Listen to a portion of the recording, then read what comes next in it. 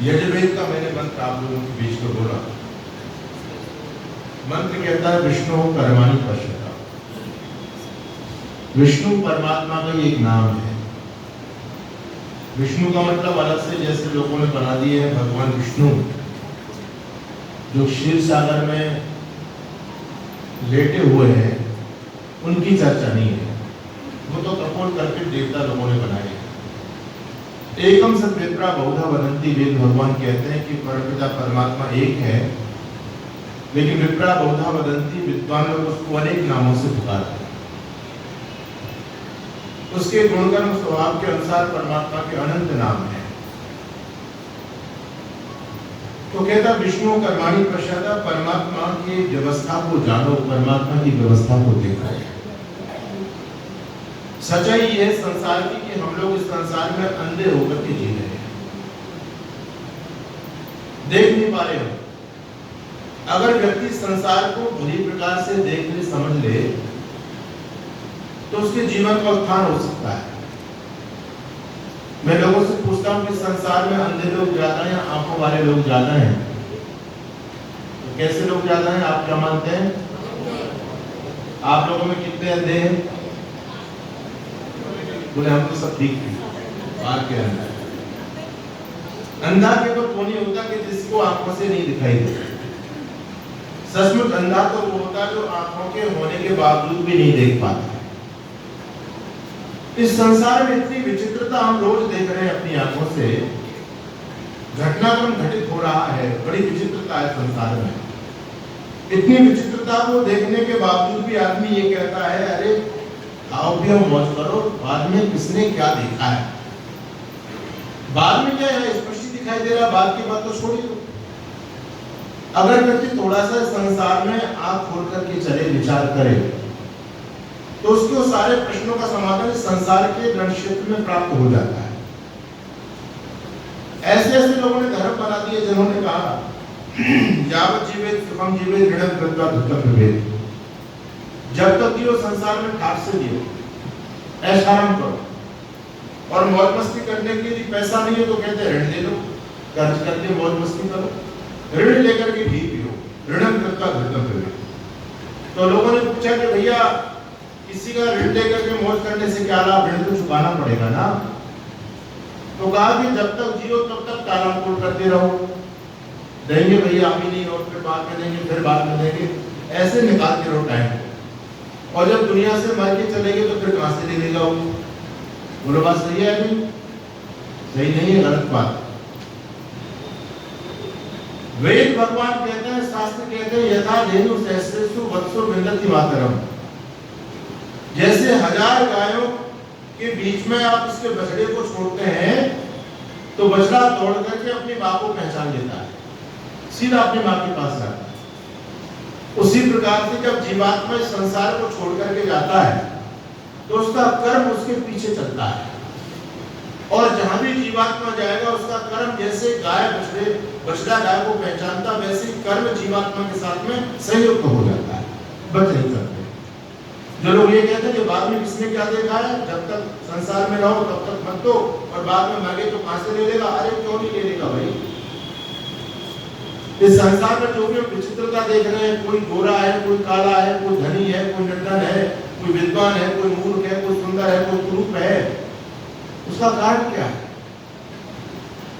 ये ऐसे चल रहा सब कुछ? ऐसा नहीं है। अगर आदमी थोड़ा सा चिंतन करे तो उसको सब प्रश्नों का हल इस संसार में मिलेगा, ऐसा नहीं। आप लोगों ने भजन सुना होगा, एक झोली में फूल भरे हैं, एक झोली में कांटे, हरे कोई कारण होगा। कोई व्यक्ति दुखी है और कोई सुखी है तो कोई ना कोई कारण है, ये निश्चित मानना इस बात को। कोई व्यक्ति संपन्न है, कोई व्यक्ति बहुत निर्धन है, खूब मेहनत करता है, परिश्रम करता है, उसके बावजूद भी सफलता नहीं मिल रही, तो समझ लेना कोई ना कोई कारण है। कारण क्या है? ये कारण परमात्मा की व्यवस्था को जानो, कारण स्वतः आपकी समझ में है। तो वेद में कहा कर्माणि पश्यता, परमात्मा के कार्यों को देखो, परमात्मा के कार्यों को जानो। तो परमपिता परमात्मा के कार्यों का जब वर्णन हम शास्त्रों में पढ़ते हैं तो वेदांत में सूत्र प्राप्त होता है, जन्माद्यस्य यथा जन्मादिनि अस्य अस्य यानी संसार से, यथा जिससे है, इस संसार का जन्म आदि जिससे होता है वो सत्ता ईश्वर है और उसका नियंत्रण ईश्वर के हाथ में होता है। बहुत से लोग ये कहते हैं संसार अपने आप बना है, लेकिन बच्चों जब इस संसार की व्यवस्था को आप देखते हैं तो आपको पता चलेगा कि इतना सुव्यवस्थित संसार अपने आप नहीं बन सकता। देखिए परमात्मा ने सूर्य बनाया, सूर्य बनाने प्रकाश दिया। अगर परमात्मा सूर्य बना देता और हमको नेत्र नहीं देता तो सूर्य बनाने का कोई औचित्य रहता क्या? और परमात्मा हमको नेत्र दे देता और सूर्य ने बनाता तो बेकार, अंधेरे में नेत्रों का क्या औचित्य? तो ये संसार अपने आप नहीं बना है, कितनी व्यवस्थित एक व्यवस्था है। हर चीज का कोई ना कोई कारण है और ये कारण अपने आप नहीं हो सकते, कोई सोच विचार करके संसार को बनाने वाला है। जैसे परमात्मा ने नेत्र दिए, हमको नेत्र की सहायता के लिए सूर्य दिया, उसी प्रकार से परमात्मा ने हमको बुद्धि दी और बुद्धि की सहायता के लिए वेद दिया, ज्ञान दिया, है ना? तो वेद के ज्ञान के द्वारा बुद्धि परमात्मा ने तो हमको दी है। एक महाभारत में प्रसंग प्राप्त होता है तो कहते हैं कि विद्वान लोग किससे देखते हैं? बोले उनकी दृष्टि वेद की दृष्टि। हम लोग बोलते ना वेदा में परमं चक्षु, वेदा में परमं बलम, वेदा में परमं धामा, वेदा में ब्रह्म चौत्तमम। वेद मेरी आंख हो, मेरे देखने का नजरिया वेदानुकूल हो। भगवान ने दृष्टि तो मुझे दी है, लेकिन दृष्टिकोण वेद का होना चाहिए। अगर वेद का दृष्टिकोण है तो आपकी दृष्टि सार्थक और सफल हो जाती है, और यदि वेद का दृष्टिकोण नहीं है तो आपकी दृष्टि भी फिर विफल हो जाती है। इस दृष्टि से आदमी गलत चीज भी देखने लग जाता है संसार में। इसलिए परमपिता परमात्मा की व्यवस्था है, ये संसार ऑटोमेटिक नहीं बना, हर चीज बड़ी व्यवस्थित है। इसका मतलब इस संसार को कोई बनाने वाला है। तो ऋषि कहते हैं जन्मस्य यतः संसारस्य जन्मादिनी यतः, परमात्मा के द्वारा ही संसार की उत्पत्ति है। लोग कहते हैं हम कैसे माने, हमने तो देखा नहीं परमात्मा को बनाते हुए संसार, अपने आप बन गया। नास्तिक लोगों के अपने अजीब तर्क हैं। मैं लोगों से कहता हूँ भैया एक बात बताओ, ये माइक आप ये अपने आप बनाया, किसी ने बनाया इस माइक? बोलो, आपने बना देखा किसी को? फिर कैसे मान लिया आपकी बात? ये मोबाइल अपने आप बनाया है, किसी ने बनाया होगा इसको? आपने बनाते हुए देखा? आपने देखा नहीं, लेकिन फिर भी कह रहे हो बनाया। क्यों? हर एक बात की पुष्टि के लिए प्रमाणों की आवश्यकता होती है। 8 प्रमाण है शास्त्रों में, उसमें प्रत्यक्ष प्रमाण है। प्रत्यक्ष यानी जो आपने अपनी आंखों से स्पष्ट देख ही लिया, उसमें तो कुछ संदेह की गुंजाइश रहती नहीं, वो तो स्पष्ट हो ही गया। लेकिन इस संसार में हर चीज को प्रत्यक्ष नहीं देख सकते। क्यों नहीं देख सकते? क्योंकि जीवात्मा एक देशी है। तो हमारे सामने जो कार्य होगा उसको तो हम प्रत्यक्ष देख सकते हैं, लेकिन हमारी जो लिमिट है ना, सीमा है, हर जगह तो हम पहुंच नहीं सकते। अब फैक्ट्री में कोई माल बन रहा है, वहां तो नहीं हो सकते, हम एक ही जगह रह सकते हैं। तो हम हर जगह रचना को नहीं देख सकते, रचना को होते हुए हम हर जगह नहीं देख सकते, क्योंकि हमारे सामर्थ्य है। आपने माइक को बनाते हुए तो नहीं देखा, लेकिन फिर भी कह रहे किसी ने बनाया है। मोबाइल को बनाते हुए नहीं देखा, लेकिन फिर भी कह रहे किसी ने बनाया है। क्यों? आपने इनको बनाते हुए नहीं देखा, लेकिन अन्य चीजों को बनाते हुए देखा है। अन्य रचनाओं को करते हुए कर्ता को आप लोगों ने देखा, उसके आधार पर आप लोगों ने अनुमान किया, वो तो आपने प्रत्यक्ष देखा बनाते हुए। लेकिन अब आपने अनुमान कर लिया कि जैसे वो चीज किसी ने बनाई थी उसी प्रकार से ये भी किसी ने बनाई होगी, अपने आप नहीं बन सकती। इसको कहते हैं अनुमान प्रमाण। जैसे कि आपको धुआं दिखाई दे रहा है, धुआं बहुत तेजी से उड़ रहा है, आप क्या अनुमान लगाएंगे? अग्नि चल रही है, अग्नि तो दिखाई नहीं दे, दिखाई धुआं दे रहा है, लेकिन फिर भी आपने अनुमान किया आग लग गई, क्योंकि जहां जहां आग होती है वहीं में धुआं होता है। बताओ, बिना आग के भी धुआं हो सकता है क्या? नहीं। यत्र वही तत्र तत्र धूम, जिस वचन है दर्शनों का, तो जहां जहां आग है वहां पर धुआं है। तो अब आग आपको भली दिखाई नहीं दे रही, लेकिन धुआं से आपने आग का अनुमान कर लिया। इसी प्रकार जहां जहां रचना है वहां वहां रचनाकार है। अब ये रचना आपके सामने नहीं हुई, लेकिन इसका रचनाकार निश्चित रूप से होगा, ये प्रमाणों से सिद्ध है। इसी प्रकार से जब ये एक छोटा सा माइक अपने आप नहीं बन सकता, ये मोबाइल अपने आप नहीं बन सकता, तो क्या ये सूर्य अपने आप बन सकता है? ये चंद्रमा अपने आप बन सकता है? ग्रह नक्षत्र गैलेक्सियां ये नदी नाले पर्वत पहाड़ अपने आप बन सकते हैं क्या? इनको भी तो बनाने वाली कोई सत्ता है ना। उस सत्ता का नाम है परमात्मा। तो ऋषि कहते हैं कि परमात्मा का जो प्रथम कार्य है वो संसार का निर्माण करना। परमात्मा ने संसार को बनाया, फिर कहते हैं संसार को चला रहा है। आप जब रात को सो जाते हो ना तो बिल्कुल कनेक्शन कट हो जाता है आपका संसार से, आपको कुछ होश नहीं है। लेकिन सुबह आपको जगाता कौन है? भाई सुबह को सत्ता जगा रही है ना। कोई आदमी तो सोता सोता ही रहता है, सोता ही सोता चला जाता है। लेकिन आप 6 घंटे तक निरंतर गाढ़ निद्रा में सोते रहे, आपको कोई होश नहीं, और फिर 6 घंटे बाद किस सत्ता ने आपको जगाया? तो जगाने वाला परमात्मा है। और जगा करके कभी कभी तो ऐसी विस्मृति होती है हम लोगों को, क्यों हमको रोज ठिकाने बदलने पड़ते हैं, तो हम सो जाते हैं। और मेरी आदत है कि मैं अंधेरे में सोता हूँ, बिल्कुल बहुत अंधेरे में सोता हूँ। तो कभी कभी नींद बीच में खुल जाती है, तो फिर ये नहीं पता चलता कहाँ है हम। बहुत देर तक जोर लगाते हैं दिमाग में कहाँ है। अच्छा लाइट है नहीं, लाइट चली गई, भाग गई, और बिल्कुल भयंकर अंधेरा है। अब कोई खिड़की जंगला भी नहीं दिखाई दे रहा, बिल्कुल अंधेरे में। अब बहुत देर तक ये स्मृति होती है कहाँ पर है, कहाँ पर है आदमी। तो फिर वो कनेक्शन जुड़ता है, अरे आज तो फरीदाबाद तो वहां पर हो रहे हैं, है ना। तो ये कनेक्शन कौन जोड़ता है? आपके साथ भी ऐसा होता है, कौन जोड़ता है? हम जब सोते हैं तो संसार का सारा व्यवहार कट हो जाता है, लेकिन जब भी फिर वो फाइलें सारी अपने आप डाउनलोड हो जाती हैं, फिर संसार से कनेक्ट हो जाते हैं। ये परमात्मा की व्यवस्था है, आपकी व्यवस्था नहीं।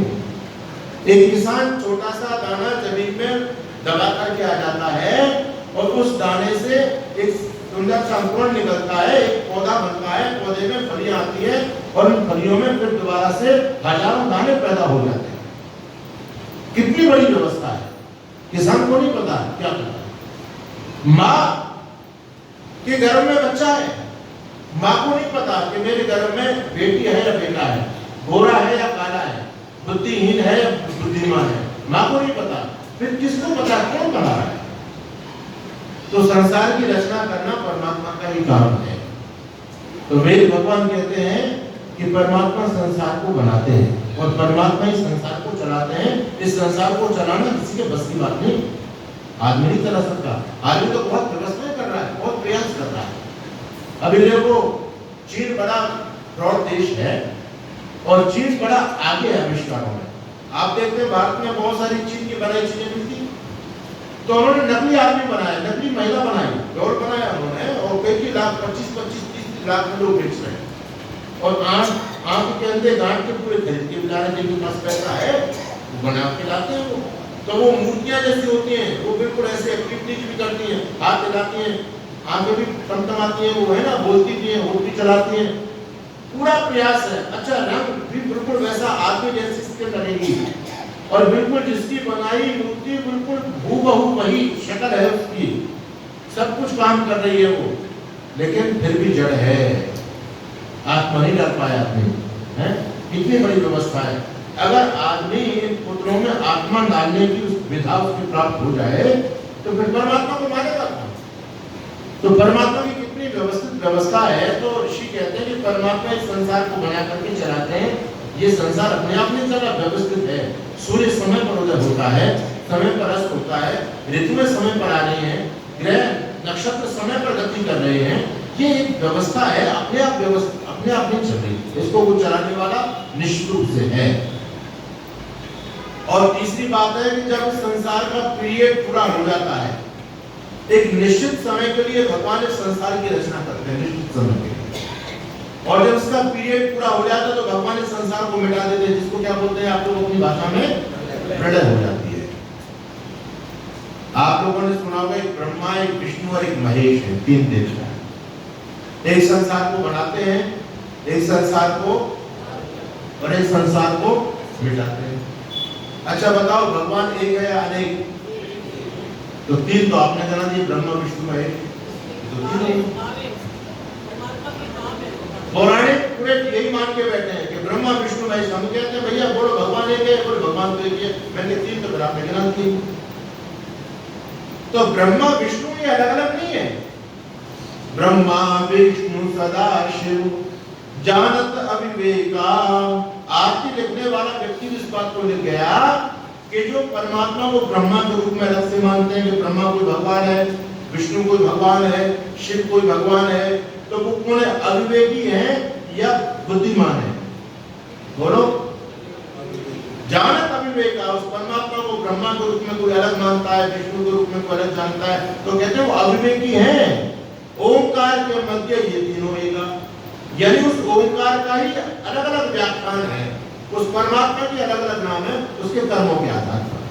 तो ब्रह्मा विष्णु में अलग से नहीं है। एक व्यक्ति ने मेरे से प्रश्न कर दिया, मैंने कहा कि परमात्मा वो है जो सब जगत को उत्पन्न होने से पूर्व वर्तमान है। परमात्मा वो है जो स्वयं सिद्ध है, जिसको किसी ने बनाया नहीं, उसके माता पिता का नाम नहीं बता सकते आप। भगवान राम के पिताजी का नाम बता सकते हो, भगवान विष्णु के पिताजी का नाम बता सकते हो, है ना? तो एक व्यक्ति ने कहा कि भगवान विष्णु के पिताजी का नाम नहीं पता, शिव जी के पिताजी का नाम बताओ, है? बता सकता है? नहीं बता तो फिर तो ये ईश्वर हो गए।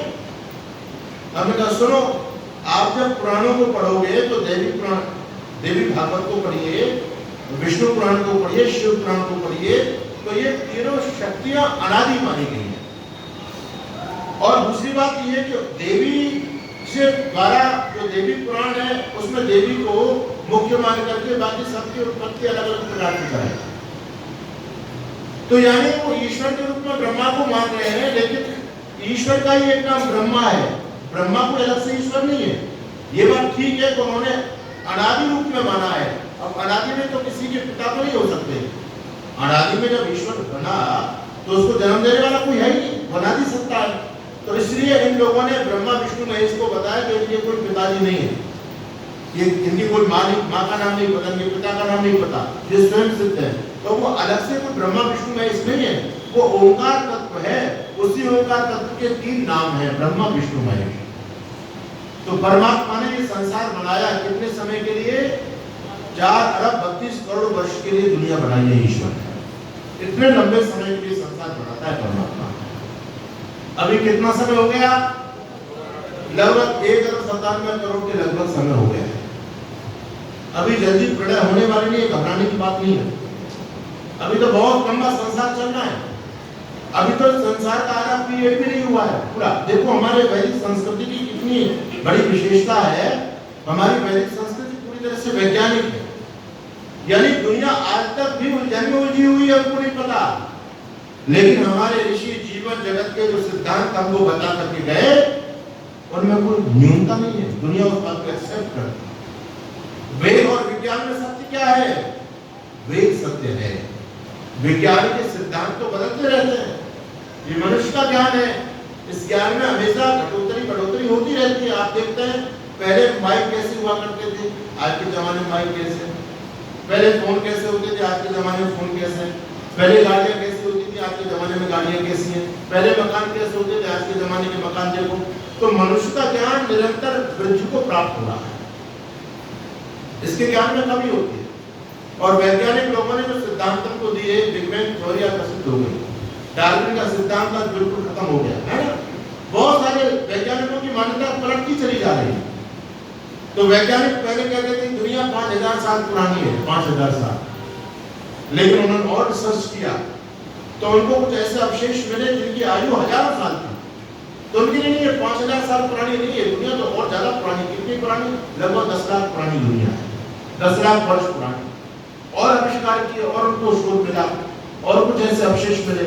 धीरे धीरे वैज्ञानिक लोग बढ़ते चले गए और आपको आश्चर्य होगा कि आज विज्ञान भी इस बात को मानता है कि दुनिया 2 अरब वर्ष पुरानी है, विज्ञान भी मानता है। और हमारे ऋषि पहले कह रहे हैं, आप जब यज्ञ करते हैं तो पंडित जी संकल्प करवाते हैं, एक वृंद शब्दवती कोटि अष्टलक्ष त्रिपंथा सहस्र षड्विंशति उत्तर शतम सृष्टि संवत्सर। ये क्या है? जिस दिन से परमपिता परमात्मा ने संसार की रचना की, उसी दिन से ये आदि की परंपरा चली आ रही है। और प्रतिदिन की काउंटिंग की परंपरा रोज गिनते हैं एक दिन। तो हमारी वैदिक संस्कृति और विज्ञान में कोई फर्क नहीं है। विज्ञान भी उसी चीज की पुष्टि कर रहा है जो हमारे ऋषि लोग कह करके चले गए। तो बंधु, ये दुनिया ईश्वर ने बनाई, ईश्वर इस दुनिया को चला रहे हैं और ईश्वर इस दुनिया को समय आने पर मिटाएंगे, लेकिन अभी मिटने वाली नहीं है दुनिया। कितनी पुरानी है? लगभग 2 अरब वर्ष पुरानी है। और अब लोग चिल्ला रहे हैं कि कलयुग आ गया है, कलयुग आ गया। और बोले अब तो भैया समय नहीं ऐसा आ गया, क्या करें? समय करा रहा सारे अंदर। समय पर व्यक्ति दोष दे रहा है, अपने आचरण को नहीं देख रहा, दोष दे रहा समय पर। उल्टा काम करता खुद और दोष समय को देता है। बोले जी क्या करें, कलयुग आ गया, हम क्या करें? कलयुग समय ऐसा आगे समय करा रहा है। अच्छा, समय का प्रभाव तो पूरी प्रकृति पर पड़ना चाहिए। सूर्य में तो समय का प्रभाव नहीं पड़ा। सूर्य तो पहले भी अग्नि बरसाता था, आज भी बरसा रहा है। पहले भी प्रकाश देता था, आज भी दे रहा है। चंद्रमा पहले भी शीतलता देता था, आज भी दे रहा है। नदियां पहले भी जल देती थी, आज भी दे रही हैं। अग्नि पहले भी जलती थी, आज भी जल रही है। ऐसा तो नहीं कि भाई कलयुग का प्रभाव आग पर पड़ गया, अब आग नहीं जल रही हो, आग तो जल रही है। सूर्य न बदला, चांद न बदला, न बदला आसमान, कितना बदल गया इंसान। और देख तेरे संसार की हालत क्या हो गई भगवान। आदमी अपनी नाकामियों को छिपाने के लिए समय पर दोष दे रहा है, कहता जी क्या करें, कलयुग आ गया। और ऐसे धर्माचार्य उन्होंने कलयुग की व्याख्या कर दी। बोले अभी तो घोर कलयुग आएगा और कलयुग में 2.5 फुट का आदमी पैदा होगा, पूरी धर्म खत्म हो जाएगा, नीति नियम सब खत्म हो जाएंगे, संबंध सब खत्म हो जाएंगे। इन मूर्ख लोगों को ये नहीं पता कि ये कलयुग तो पहली बारी तो नहीं आया भाई। कलयुग तो पता नहीं कितने कलयुग आ रही है अब तक, जब तक संसार बना तब से लेके अब तक। और इसमें मनवंतर की बात करूं तो इसमें अभी जो है 7वां मनवंतर चल रहा है। और एक तो सृष्टि का पीरियड, इसमें कितने मनवंतर होते हैं? 14 मनवंतर होते हैं। 6 मनवंतर निकल चुके हैं और एक मनवंतर में 71 चतुर्युगियां होती है। 71 चतुर्युगी यानी 6 बार तो 71 बार 6 बार 4 युग रिपीट हो चुके हैं।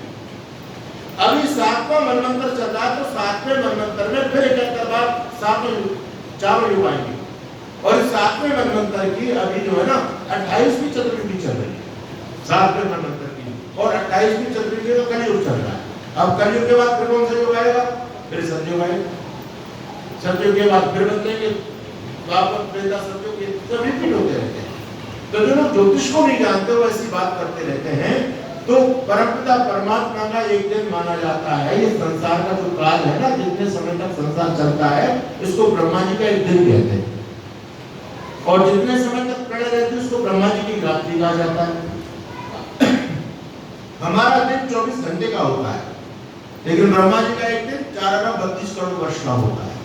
और जितने दिन का, जितने टाइम का ब्रह्मा जी का एक दिन होगा, उतने टाइम के ब्रह्मा जी की रात्रि होती है। ये ज्योतिष का विषय है, इसको जानना बहुत जरूरी है। नहीं तो आज भी हमारे ब्रह्मा कुमारी वाले बेचारे अंधकार में गोते खा रहे हैं। आज भी विज्ञान इतना आगे निकल गया, वो आज भी कहते हैं दुनिया 5000 साल तक चलती है, इस दुनिया का समय 5000 साल है बस। तो हमने कहा भैया 5000 साल तो पूरे हो गए? इसको बोले हाँ हो तो गए। तो मैं कि फिर कब दुनिया नष्ट हो रही है? तो कई बार ब्रह्मा कुमारी वालों ने घोषणा कर दी, बोले उस दिन दुनिया नष्ट हो जाएगी, उस दिन दुनिया नष्ट हो जाएगी, है ना। लेकिन आज तक नष्ट नहीं, उनको पता ही नहीं। तो हमारे ऋषि लोगों ने जो शोध किए हैं वेदों के द्वारा, और जो शास्त्रों में जो बातें कही ऋषि लोगों ने, वो बात मिथ्या नहीं है, वो बात बिल्कुल सत्य है। और विज्ञान उस पर पुष्टि कर रहा है। ये गर्व की बात है। सा प्रथमा संस्कृति विश्ववारा, अरे गर्व करो कि आप वैदिक संस्कृति को मानने वाले हो।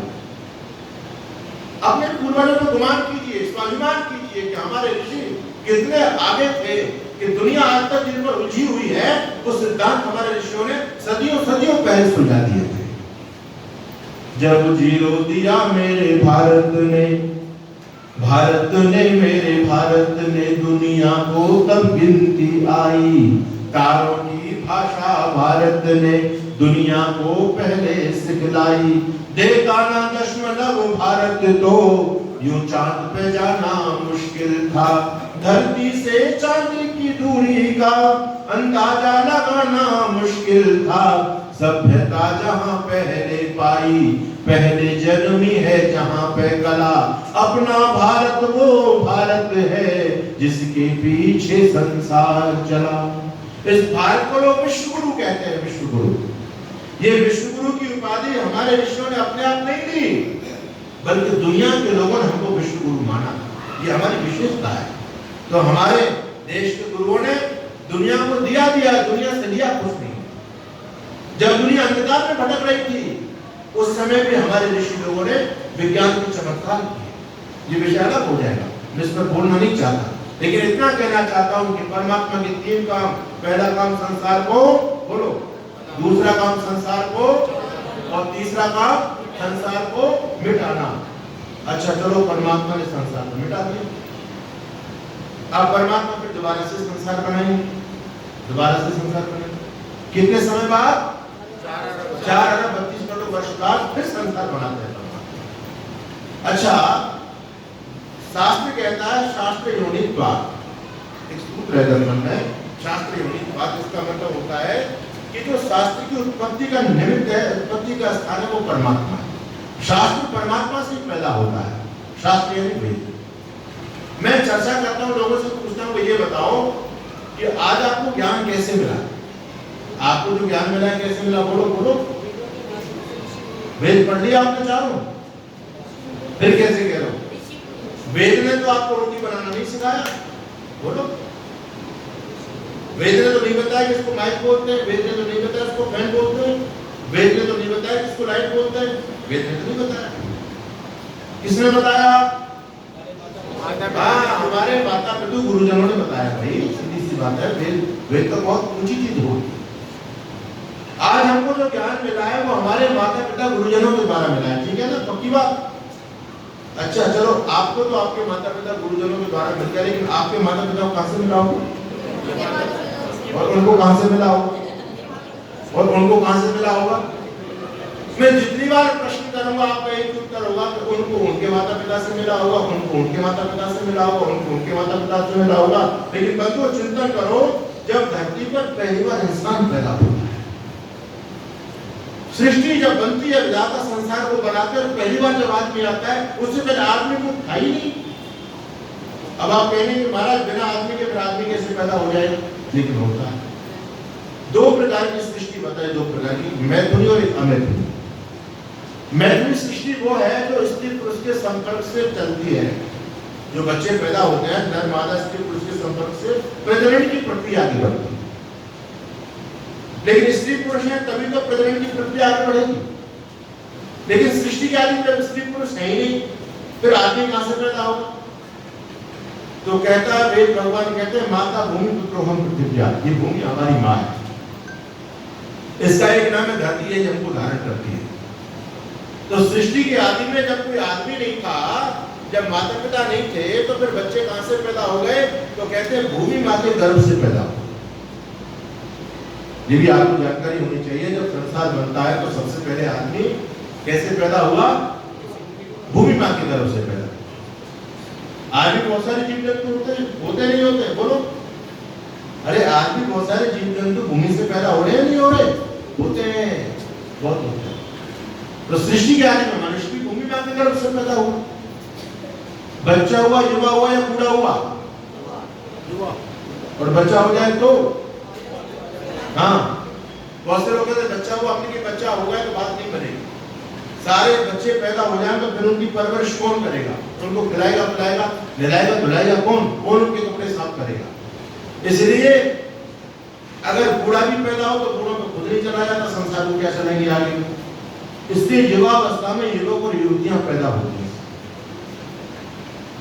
हजारों की संख्या में युवावस्था में युवक और युवती पैदा होते हैं और फिर उनके जोड़े बनते हैं, विवाह शादी होते हैं, और उनके बाद फिर इस प्रकार का संसार की प्रजनन प्रक्रिया प्रारंभ होती है, जैसे आपको कहते हैं मैथुनी सृष्टि। फिर माता पिता बन जाते हैं तो फिर बच्चे पैदा होने शुरू हो जाते हैं। लेकिन सृष्टि की आदि में कोई इंसान नहीं था, तो पहला इंसान भूमि माँ के गर्भ से पैदा हुआ, उससे पहले कोई इंसान ही नहीं था। तो जो प्रथम जो जनरेशन हमारी हुई सृष्टि के आदि में, हमको तो ज्ञान हमारे माता पिता गुरुजनों से मिल गया, उनको उनके माता पिता गुरुजनों से मिल गया, उनको उनके माता पिता गुरुजनों से मिल गया। लेकिन संसार के आदि में जो मनुष्य पैदा हुआ, उसका तो कोई माता पिता था ही नहीं, उससे पहले कोई इंसान ही नहीं था, उसका कोई गुरु भी नहीं था। तो उसको ज्ञान कहां से मिला? त्वमेव माता च पिता त्वमेव, त्वमेव बंधुश्च सखा त्वमेव। आप कहते हैं जगदम्बा भगवती, जगदम्बा यानी जगत की माँ कौन? परमपिता परमात्मा।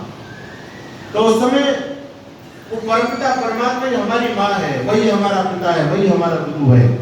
तो सृष्टि की आदि में परमात्मा के द्वारा जान दिया जाता है। याद रखना, बहुत से लोग जो आज विकासवाद की बात करते हैं वो कहते हैं कि नहीं नहीं, मनुष्य तो अपने आप डेवलप होते सीखते यहाँ तक आ जाता है। ऐसा नहीं। अब तो संसार को पहले इतना समय हो गया है, मैं तो उन लोगों से कहता हूँ कि भैया अभी भी अगर तुमको ये लगता है कि आज भी ज्ञान अपने आप आगे बढ़ जाता है, तो अब तो इतना समय हो गया, तुम एक बच्चे को, मनुष्य के बच्चे को, 1 साल 6 महीने के बच्चे को मनुष्य समुदाय से दूर कर दो और फिर देखना वो कितना महान बन जाता है। भेड़ बकरी बने तो वो भेड़ बकरी बनेगा, इंसान बन ही नहीं सकता। तो आज भी ज्ञान की आवश्यकता, आज भी शिक्षा की आवश्यकता है। तो सृष्टि की आदि में यदि शिक्षा उनको ना मिली होती तो वो सारे पशुवत रह जाते। उनको किसने बताया आम है, अमरूद है, केला है, नाच है, रोटी है? उनको किसने बताया? उसमें किसने बताया कि ये जल है, इससे प्यास मिटती है? किसने बताया? तो उनको समझाया परमपिता परमात्मा ने। तो सृष्टि की आदि में परमात्मा के द्वारा जो ज्ञान दिया जाता है उसी ज्ञान का नाम है वेद। ज्ञान के सागर 4 वेद ये वाणी है भगवान की, और इन्हीं से मिलती सब सामग्री जीवन के कल्याण की। तो जो 4 वेद है ना, ये परमात्मा ने कब दिए? सृष्टि के आदि। जितना ज्ञान हमारे जीवन यापन के लिए आवश्यक था उतना ज्ञान परमात्मा ने दिया। यहाँ प्रश्न पैदा होता है, क्या परमात्मा ने सारा ज्ञान दे दिया वेदों में? नहीं, परमात्मा तो ज्ञान का भंडार है, तो शास्त्र की योनि है, ज्ञान तो वहीं से पैदा होता है सारा। लेकिन जितना ज्ञान हमारे लिए आवश्यक था उतना ज्ञान परमात्मा ने दिया। अब इतना ज्ञान हमारे से नहीं समझता, और ज्ञान परमात्मा दे देता तो हमारे पास सामर्थ्य नहीं। आज साइंस इस बात को मानता है कि जो परमात्मा ने हमको मस्तिष्क दिया ना, मस्तिष्क को, ये इतना ज्यादा ताकतवर है, इतनी ज्यादा इसके अंदर सामर्थ्य है, शक्ति है कि जो व्यक्ति अपने ब्रेन का 12-13% यूज कर लेता है वो महान व्यक्ति बन जाता है। ये साइंटिस्ट जो होते हैं ना, साइंटिस्ट लोग, ये मुश्किल से 12-13-15% तक इसका यूज कर पाते हैं खोपड़ी का, इससे ज्यादा यूज नहीं कर पाते। और जो सामान्य व्यक्ति तो बेचारा 2-3% ही करता होगा, और बहुत से लोगों की तो बुद्धि कोरी की कोरी रह जाती होगी, बहुत से उसका यूज नहीं करते। तो परमात्मा ने कितना अद्भुत ये संसार, कितना जबरदस्त ये चीज आपको दी है। यानी हम इतना ही समझ पा रहे हैं इसको, जो जितना समझ लेता उतना महान। आइंस्टीन आदि बड़े बड़े साइंटिस्ट हुए, कितना दिमाग का यूज कर पाए वो। हम इस दिमाग का ही पूरा यूज नहीं कर पा रहे, परमात्मा के ज्ञान को क्या समझेंगे? हम तो दिमाग को ही हम समझ पा रहे हैं। तो जितना ज्ञान हमारे जीवन यापन के लिए आवश्यकता था, परमपिता परमात्मा ने सृष्टि के आदि में वेदों के द्वारा वो ज्ञान हमको दिया। बंधुओं याद रखना, वेद किसी ऋषि की रचना नहीं है, वेद परमात्मा की रचना है, वेद परमात्मा की वाणी। वेद में कोई टोने टोटके की बात नहीं, वेद में कोई जादू टोना की बात नहीं, वेद में शास्त्र नहीं है ना। लोग वेद में इतिहास मानते हैं, वेद में सारे यौगिक शब्द हैं, रूढ़ शब्द नहीं। तो परमात्मा का जो चौथा काम है वो वेदों का ज्ञान देना है।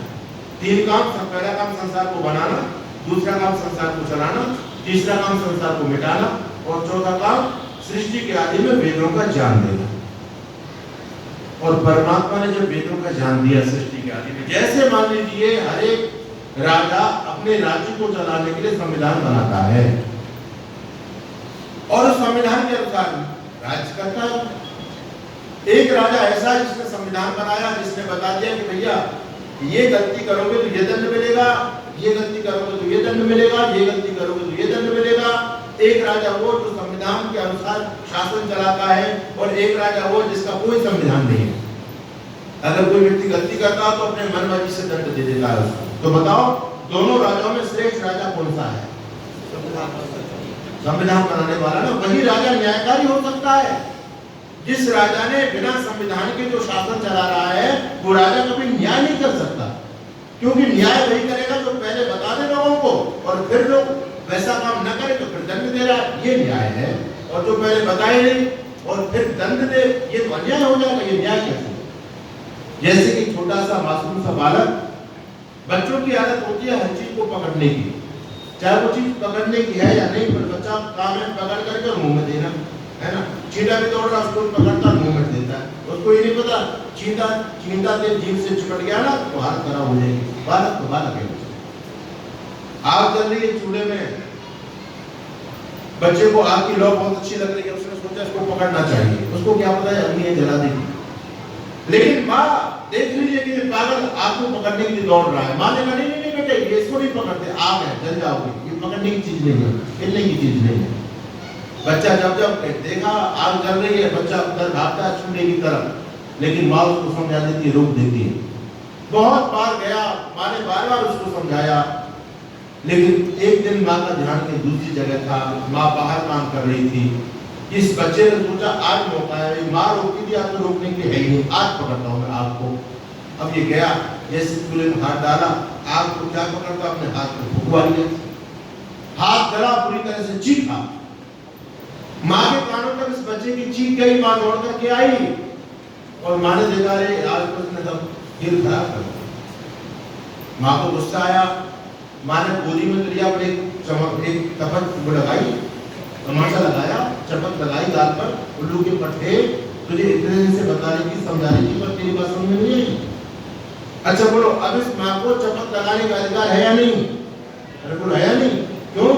क्योंकि माँ ने पहले समझाया था कई बार, अब समझाने के बावजूद ये गलती कर रहा है तो माँ को दंड देने का अधिकार है। और एक माँ ऐसी है जिसने बच्चे को बताया ही नहीं और बच्चे ने गलती करके हाथ जला दिया, बच्चे को बोल रही है, इस माँ को कुछ पीटने का राइट नहीं। बल्कि जिस प्रकार से छोटा सा राजा राज्य चलाने के लिए संविधान का निर्माण करता है, उसी प्रकार से वो राजाओं का महाराजा परमपिता परमात्मा सृष्टि को चलाने के लिए वो भी संविधान वेद के रूप में देता है। इस संसार में कैसे रहना है, क्या करना है, क्या नहीं करना, क्या खाना है, क्या नहीं खाना, क्या पीना है, क्या नहीं पीना, क्या पढ़ना है, क्या नहीं पढ़ना, क्या विद्या है, क्या अविद्या है, क्या पाप है, क्या पुण्य है, क्या धर्म है, क्या अधर्म है, सब कुछ परमात्मा वेद के द्वारा बताता है। और जब हम वेद की आज्ञा का उल्लंघन करें, संविधान का उल्लंघन करें, तो बोलो जब आप भारत के संविधान का उल्लंघन करोगे तो भारत सरकार आपको दंड देती है नहीं देती? देती है। उसी प्रकार से जब आप वेद के संविधान का उल्लंघन करोगे तो बोलो दंड मिलना चाहिए नहीं मिलना चाहिए? तो दंड कौन देगा हमको? हम खुद तो नहीं ले सकते। आदमी गलत कर्म तो करता है, लेकिन गलत कर्म का फल भी अच्छा भोगना चाहता है, गलत कर्म का फल कभी बुरा नहीं भोगना चाहता। यहाँ तो व्यक्ति गलत कर्म के फल से बचने के लिए गंगा में डुबकी लगाने जाते हैं, कुंभ में स्नान करने जाते हैं, एकादशी की कथा सुनती हैं हमारी माताएं कि जिससे जीवन में जितने पाप हुए सारे पाप माफ हो गए। याद रखो, हम गलत कर्म तो करते हैं लेकिन गलत कर्म का फल नहीं भोगना चाहते, इसलिए परमात्मा ने मनुष्य को कर्म करने की स्वतंत्रता प्रदान की है। आदमी कर्म करने में स्वतंत्र है लेकिन फल भोगने में स्वतंत्र है। अगर परमात्मा फल भोगने की भी स्वतंत्रता दे देता तो क्या होता? कोई भी दुनिया का आदमी गलत कर्म को करता लेकिन उसका फल नहीं भोगता, उसका फल अच्छा ही चाहता है। तो परमात्मा जानते थे इस बात को कि आदमी उत्पात बचाएगा धरती पर, उसको नरक बनाएगा, इसलिए स्वतंत्रता तो उसने दी, लेकिन फिर भैया फल तो मैं दूंगा क्योंकि तुम इतने धर्मात्मा नहीं हो कि तुम अपनी गलती का खुद दंड भोग लो, है ना? इतने धर्मात्मा हम नहीं है, इसलिए परमात्मा ने फल देने की व्यवस्था अपने हाथ में रखी। तो परमपिता परमात्मा का जो पांचवा काम है वो क्या है? कर्मों का फल प्रदान करना। हम जैसा कर्म करते हैं परमात्मा वैसा ही हमको फल प्रदान करते हैं, ये परमात्मा की व्यवस्था है। अब आपकी बात समझ में आई, एक झोली में फूल भरे हैं, एक झोली में कांटे, अरे कोई कारण होगा। कोई व्यक्ति दुखी है तो कोई व्यक्ति सुखी है तो कोई ना कोई कारण है, और कारण क्या है? कारण है हमारे अपने कर्म। बंधुओं, आज संसार में जो विचित्रता है इसको लेकर के आप मुसलमानों से पूछोगे भैया ये संसार में कोई धनी कोई निर्धन, कोई गोरा कोई काला, कोई बहुत सुंदर कोई बहुत क्रूर क्यों है, इसका कारण क्या है? तो मुसलमानों के पास कोई जवाब नहीं है, क्योंकि वो कर्म पर सिद्धांत को नहीं मानते, पुनर्जन्म को भी नहीं मानते। वो कहते हैं कि अल्लाह ताला की मर्जी है, अल्लाह की मर्जी, अल्लाह ने जिसको जैसा बनाया वैसा बना दी। मैंने मौलवी साहब से कहा मौलवी साहब आपकी एक ही आंखें हैं, आप काने एक आंखें और मेरी दोनों आंखें हैं, तो इसका कारण क्या है? कहता जी इसका कोई कारण नहीं, अल्लाह ताला की मर्जी है, मुझे एक आंख दे दी आपको दो दे दी। मैंने कहा ऐसा तो नहीं हो सकता, फिर तो अल्लाह पक्षपाती हो गया। भाई आपसे कौन सा काम हो गया जो अल्लाह ने आपको दंड दिया? आप ये बताओ, आप दो आंख चाहते हो एक आंख चाहते हो? मौलवी कहता चाहता तो मैं भी दो ही हूँ। मैंने कहा भाई दो की आवश्यकता आपको भी थी, दो की आवश्यकता मुझे भी थी, मुझे तो दो दे दी, आपको एक क्यों दी? इसका कारण क्या है? मुल्ला के पास कोई जवाब नहीं। कहता है अल्लाह ताला की मर्जी, इसके अलावा उनके पास कोई जवाब। ईसाइयों से पूछो, वो भी कहते हैं तो गॉड की विश है, इसमें कुछ नहीं कर सकते, गॉड ने जिसको जैसा बनाना चाहा वैसा बना दिया। लेकिन इसका जवाब हमारे पास में है। इस संसार में जो विचित्रता है उसका कारण क्या है?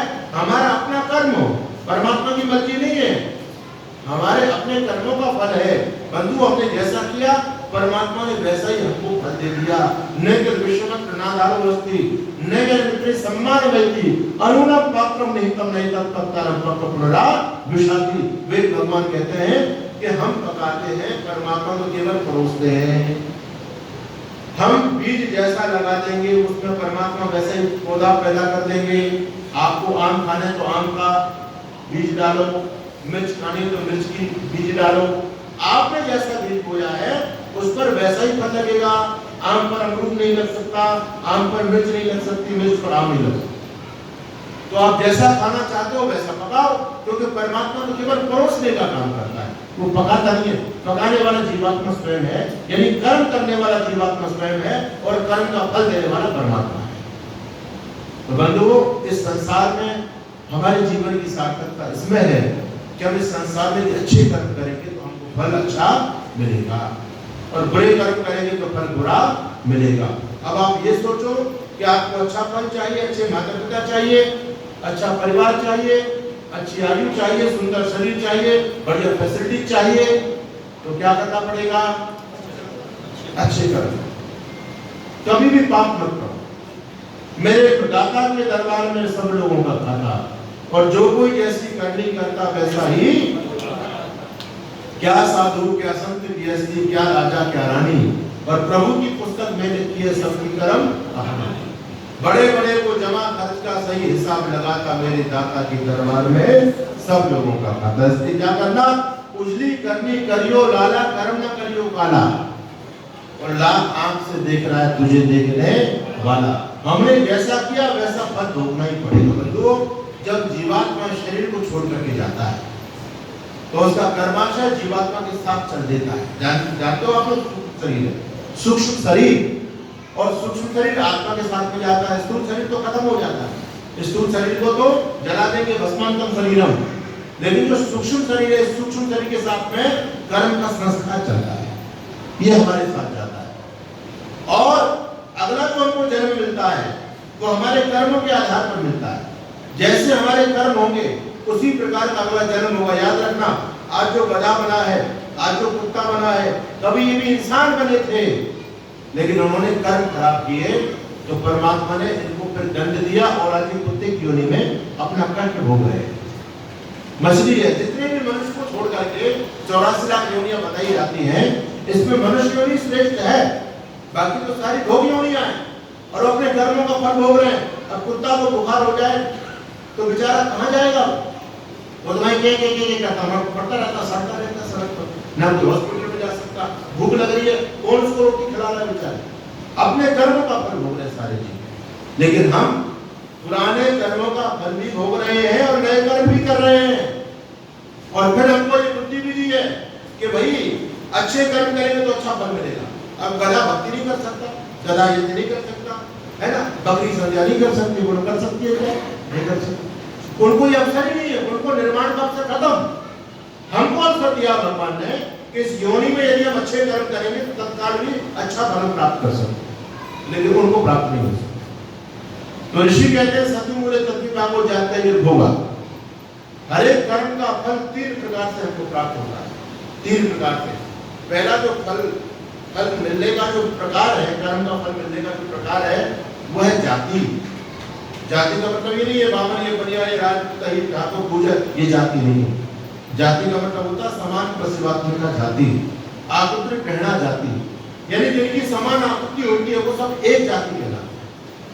अब यहाँ जितने भी लोग बैठे सब एक जैसे आकृति को, तो मैं आप में पहचान सकता हूँ कौन पंडित है आपने, कौन नहीं है, मैं बता सकता हूँ? नहीं बता सकता, क्योंकि आपकी समान एक आकृति है, तो आपकी सबकी एक ही जाति। लेकिन आप लोगों को भिन्न आकृति का आदमी आ जाए, आदमी तो एक ही आकृति होती है, लेकिन कुछ भिन्न आकृति की चीज आ जाए, जैसे कुत्ता घुस के आ जाए तो अलग हो जाएगा ना, वो दूसरी जाति होगी। अच्छा गधा आ जाए, वो अलग हो गया, दूसरी जाति होगी। तो हम सब मनुष्यों की एक ही जाति है।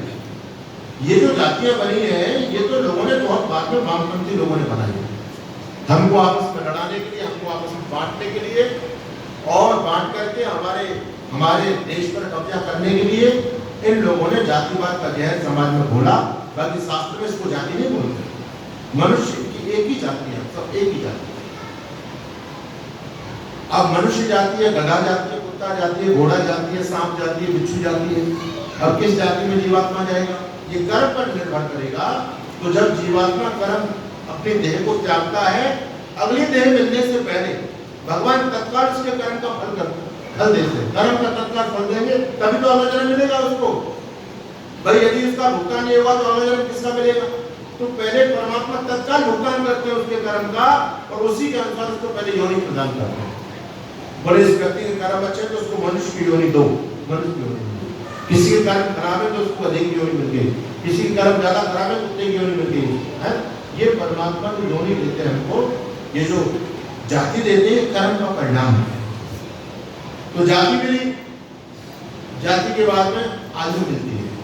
जाति तो मिल गई मनुष्य की, लेकिन मनुष्य जाति तो मिलने के बाद अब ये मनुष्य कितने दिन तक रहेगा? 100 साल तक रहेगा, 50 साल तक रहेगा, 25 साल तक रहेगा, 2 साल तक रहेगा। आपने देखे ना, बहुत से बच्चे बचपन में मर जाते हैं, बहुत से बच्चे गर्भ में ही मर जाते हैं, बहुत से 5 साल के, 10 साल के, 15 साल के, 20 साल के मर जाते हैं, बहुत से 50 साल में चले जाते हैं, बहुत से पुरुष शतक लगाते हैं, है ना, और बहुत से शतक से भी आगे बढ़ जाते हैं। तो ये